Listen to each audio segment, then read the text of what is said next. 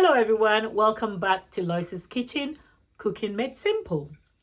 In today's video, we're going to be making chicken and vegetable tray bake. This is a delicious one-pot dish, which is easy to do when you haven't got a lot of time to stand around bustling and hustling in the kitchen. So we're going to go on to the fun part, which is the making. Don't forget to like, comment and subscribe, and also please comment below on the recipes and dishes you like to see me cook.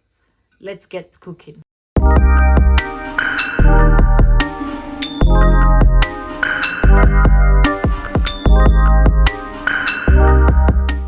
So now here we have our ingredients that we're going to be using to make our chicken and vegetable tray bake.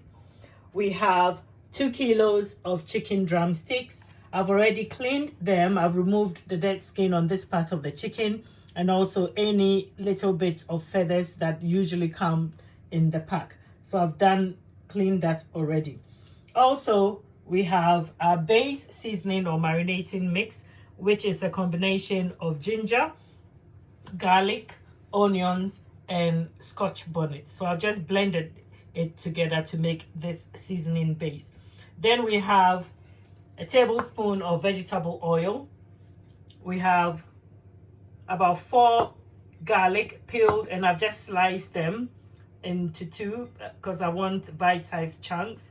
And then I've got potatoes, which is peeled and diced, and also sweet potatoes, also peeled and diced.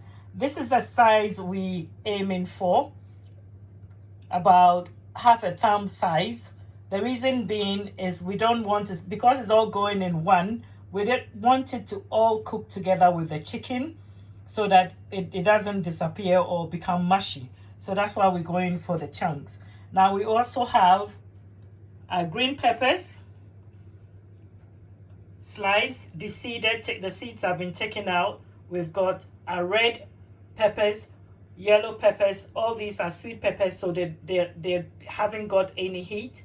And then we've got green pepper, which is the chili pepper, chili green ones. These are medium heat, so we don't want it very spicy. And then we've got white onions. I've just cut them in half, so into quarters. And then the escallion shallot onions, I've just cut them into rings like that. So bite-sized rings like that.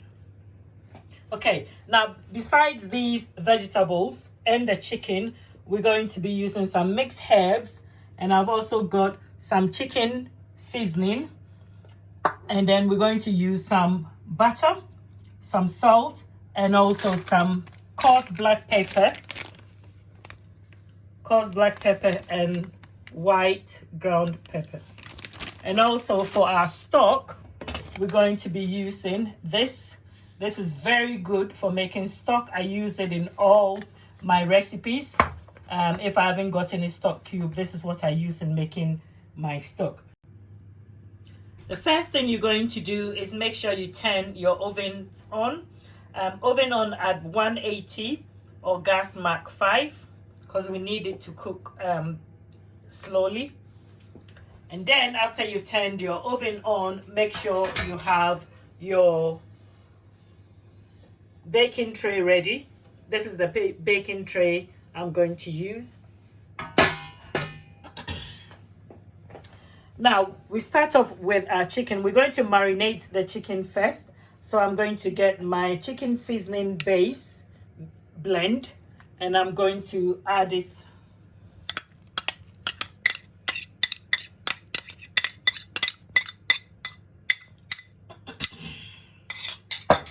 Add it to the chicken, and then to that I'm going to add 2 generous teaspoons of the chicken seasoning. Oh, I'll just add a bit more. About half a teaspoon salt. Because I'm going to add the other seasoning, I'm not going to put too much salt.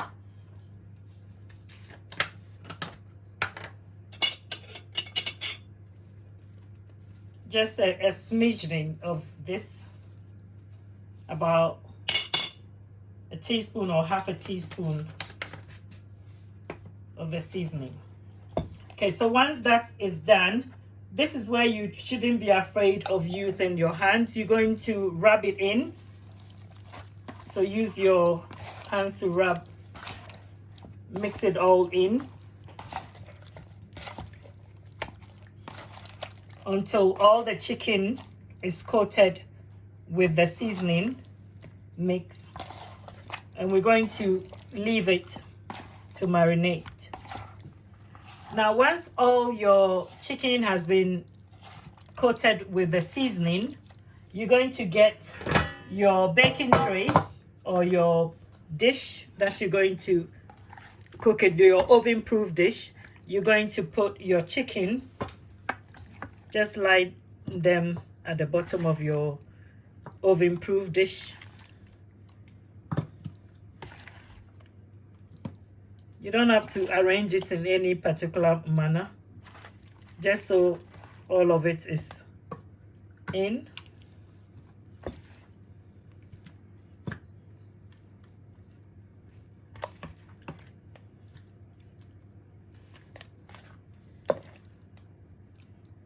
This can feed about 6 to 8 people.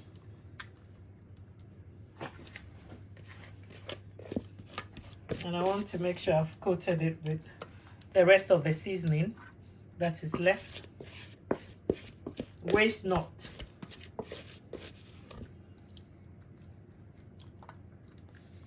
Okay, so now our chicken is all in the tray, and we'll leave it to marinate whilst we get on to our vegetables. I'm going to wash my hands before I get on to prepping the vegetables. Now on to our vegetables. I'm going to put all my vegetables into the mixing bowl. All of it. It doesn't matter which particular order. Just tip it all in, and we're going to mix them all together.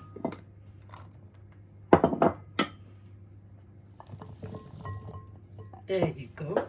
Oops, drop that. Okay, so to this, I'm going to be adding a generous teaspoon of the mixed herbs, Italian mixed herbs. 2 teaspoons. And then I'm going to get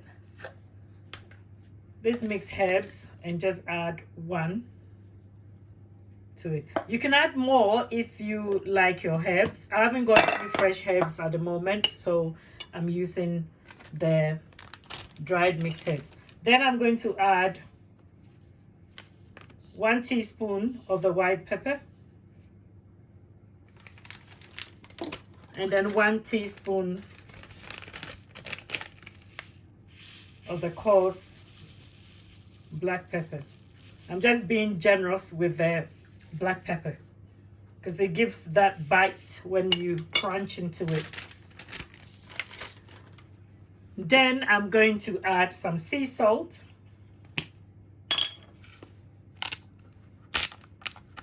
to season it to taste.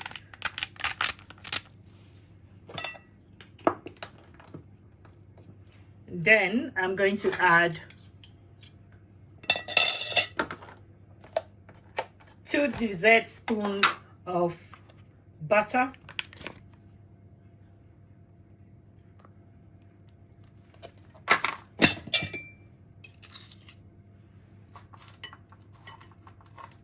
Now I'm adding the butter for flavor and also to create moisture when the vegetables are cooking, as opposed to adding all vegetable oil. And then I'm just going to add, just drizzle it. This is a dessert spoon, so 2 of this will make my tablespoon. And then I'm going to get my spoon. You can use your hands, you can rub them in, combine them together with your hand. I'm just using the wooden spoon. And move this out of the way. Don't worry if your butter is not mixing all of it. By the time we add our stock, it will just dissolve, melt, and coat all your vegetables. And it's going to be lovely. Very buttery and creamy when the vegetables are done. Now we're going to make our stock. So you need 1 tablespoon of the powder stock, and then to it I'm going to add just about 150 mils. I just watch it. When it comes to the 150 mils line, I stop, and then I'm just going to stir it until the granules dissolve. And that's my stock. Now I'm not doing a whole lot of stock. About 150 mils of stock is fine, because the juices of the chicken will come out, and I don't want my chicken tray bake to be very watery. So I'm just limiting the stock. And also I'm using the stock, because the liquid stock, because I want it to be able to help the sweet potatoes and the potatoes cook. So once the stock is done, I'm going to get my vegetables, and I'm just going to pour them over the top of my chicken. And to it I'm going to add my stock. Remember when I said about the butter? You see, it's all coated the vegetables now. So that's it. Waste not everything in. I'm just going to level it a little bit. Don't worry about it too much. Once it's cooking, some of it will shrink, some of the vegetables will shrink, even the chicken will shrink a little bit. And then I'm now going to add my stock.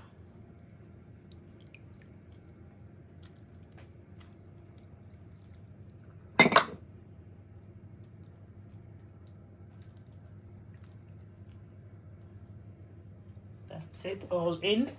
Then you get your tin foil, and I'm going to cover it.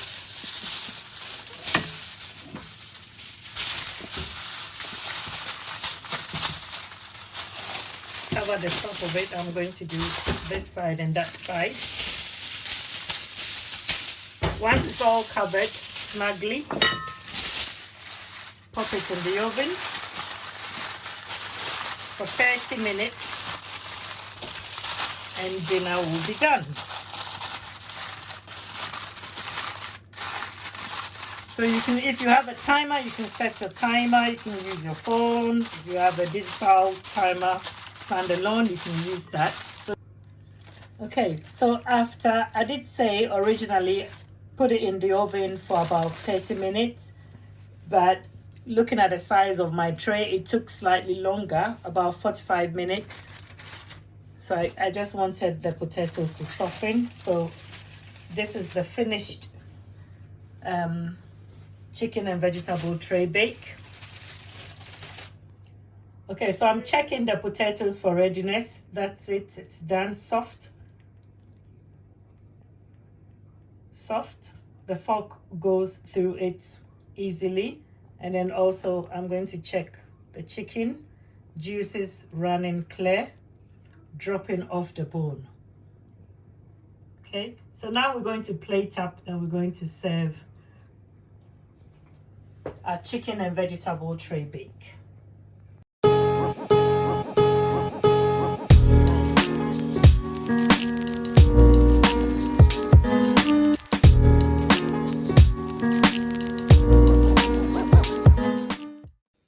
Okay, so now we have our finished chicken and vegetable tray bake. Delicious. You can serve this as it is on its own. It's a whole 1-pot meal. You can also serve it with crusty bread, just to mop up the juices from the vegetables and the chicken. Very delicious. Don't forget to like, comment, and subscribe to Lois's Kitchen. See you next time.